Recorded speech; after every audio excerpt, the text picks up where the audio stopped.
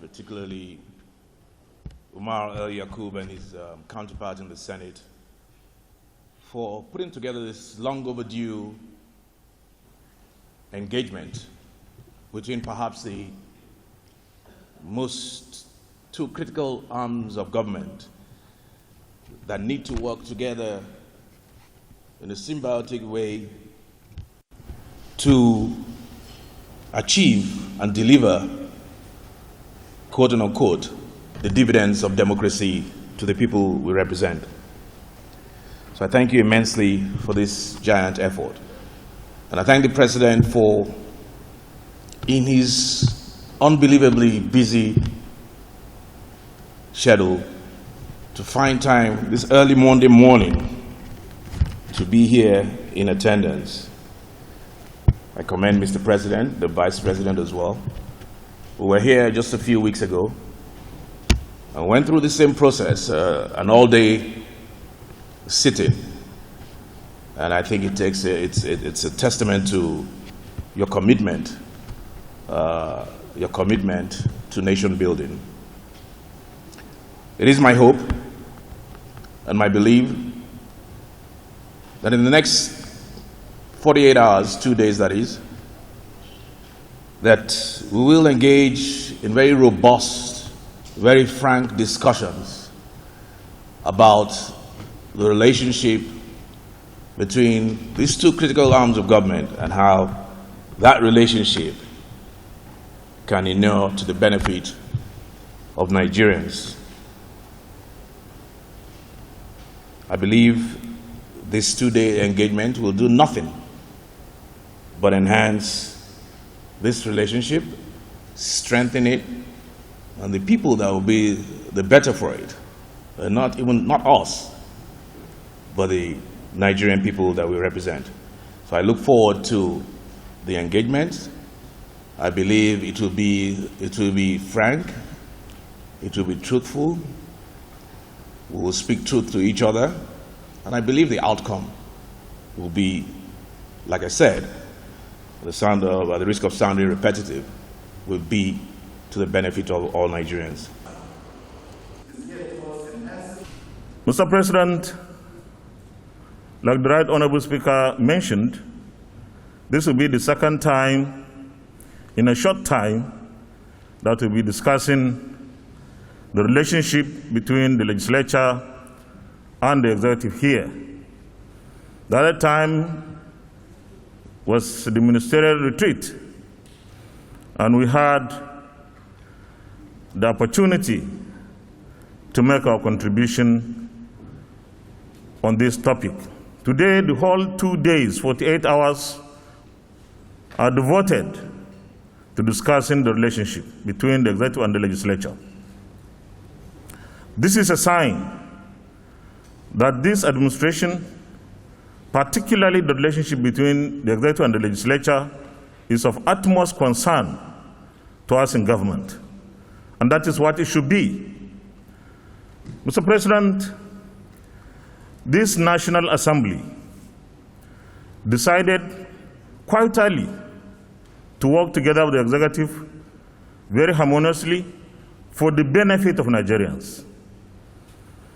And I'm glad that, Mr. President, you have expressed very similar commitment. In fact, this relationship is misunderstood by many. Some, out of mischief, will describe the National Assembly as rubber stamp. Some out of misunderstanding. What is upmost in our minds as members of the National Assembly, in the 9th Assembly, is how do we work with the executive to make Nigeria better? If the price to pay is the names that we get, then let it be the price to pay. Because we believe that Nigerians deserve better service, better infrastructural development in the country, and it is difficult, if not impossible, to achieve meaningful development in this country, or indeed in any democracy, without understanding and harmony in the way and manner the two arms of government work. So far, we have journeyed for over 12 months, so it is time to review this partnership, to review this journey and see what are the weaknesses in the relationship, in the partnership, in the collaboration. What are those areas that we have achieved so much? And we can say that this relationship has worked to so much that we have done some appreciable level of success in terms of service delivery. But there are a lot of rooms for improvement. There are a lot of rooms for improvement because we believe that we have not yet achieved that crucial level of the relationship that we can say, now it is Uhuru. So this particular retreat, which is jointly organized by the legislature and the executive, will provide us with opportunities to review and strengthen areas that we have achieved so much and address areas of weaknesses in this relationship. And definitely there are some few key areas that we need to strengthen. Finally, because this is a goodwill message, I wish to wish us very goodwill that we are able to use the next 48 hours to talk to ourselves in a very frank and deliberate manner. Because what we do here will impact very significantly on the polity, on governance, and Nigerians deserve to have what we promised them as a government. Thank you very much. God bless.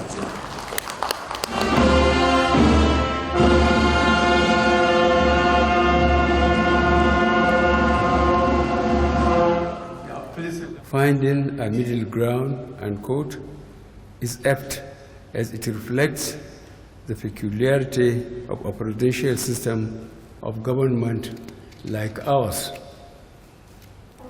The experiences of the last 20 years of steady democratic practice in Nigeria has underlined the need for effective partnership and collaboration between the executive and the legislative arms of government to deliver our mandate.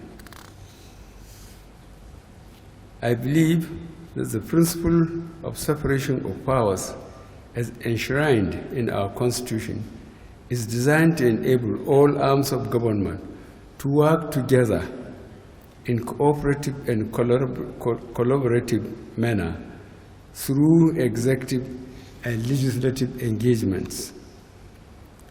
Let me thank the leadership and members of the 9th National Assembly for the cordial and warm relationship we have enjoyed in the last 1 year.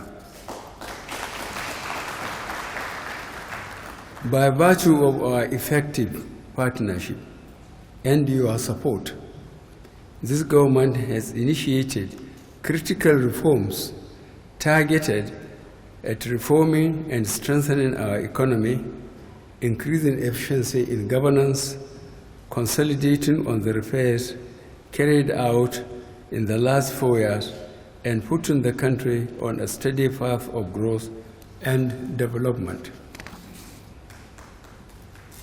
The accelerated passage of the 2020 budget and its review in response to the coronavirus pandemic, the timely confirmation of my nominees, and passage of critical legislations by the National Assembly are all testaments to your willingness and commitment to play your part towards delivering effective services to Nigerians. There is a compelling need to sustain and strengthen on this partnership by creating platforms for regular dialogue, consultations, and interactions between the executive and the legislature to share ideas and build consensus on critical governance and policy issues. This approach will enhance coordination within government and strengthen our capacity to effectively address the challenges of governance, service delivery, and development. Recently, I inaugurated the National Steering Committee, co-chaired by the Honorable Minister for Finance, Budget and National Planning, and Mr.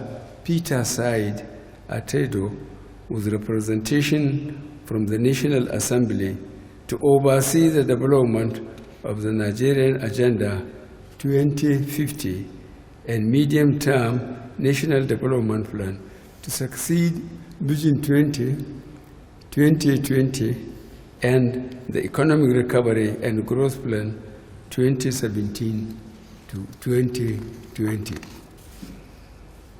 This is to facilitate the linkage between policy plans and budget in a manner that will help lift 100 million Nigerians out of poverty within the next 10 years. Similarly, I unveiled a 9-point priority development agenda of this administration aimed at improving the livelihood of Nigerians within the next 3 years. These include: A, building a thriving and sustainable economy; B, enhancing social inclusion and reducing poverty; C, enlarging agricultural output for food security and export; D, attaining energy sufficiency in power and petroleum products; and E, expand transport and other infrastructural development.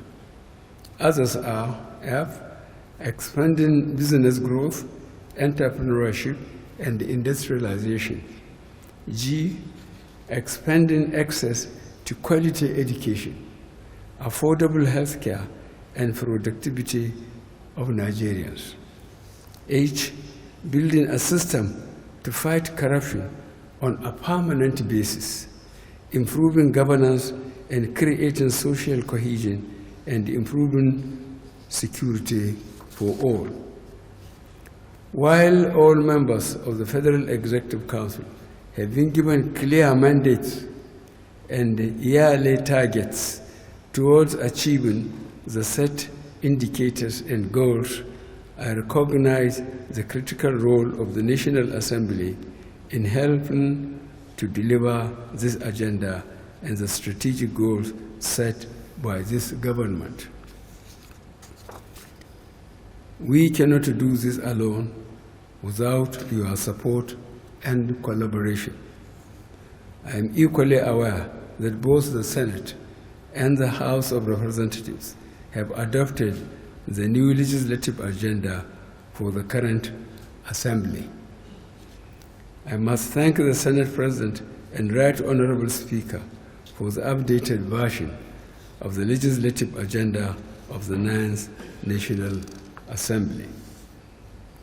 The urgent need for aligning the 9-point priority agenda and the legislative agenda of both the Senate and the House of Representatives cannot be overemphasized. I will therefore suggest that a technical committee be established after this retreat to harmonize these critical and strategic documents to help improve synergy and coordination. To drive effective implementation of the resolutions or agreements reached at this retreat and achieve its main objectives, I will also recommend the establishment of a technical working group to synthesize the outcome and make appropriate recommendations to myself and the leadership of the National Assembly for action. Let me also remind our fellow patriots, countrymen and women, that the process of lawmaking and governance are dynamic and ever-evolving. I will seek their indulgence to be patient with any legislation or law which they have certain misgivings about and engage the process for reviewing such laws in line with democratic practices. Our interest is the sincere promotion of our collective will and aspirations to build a nation where justice, peace, and progress are the norm. I thank the organizers of this retreat and everyone present here today. I look forward to a robust and successful set of deliberations. God bless the Federal Republic of Nigeria. Thank you.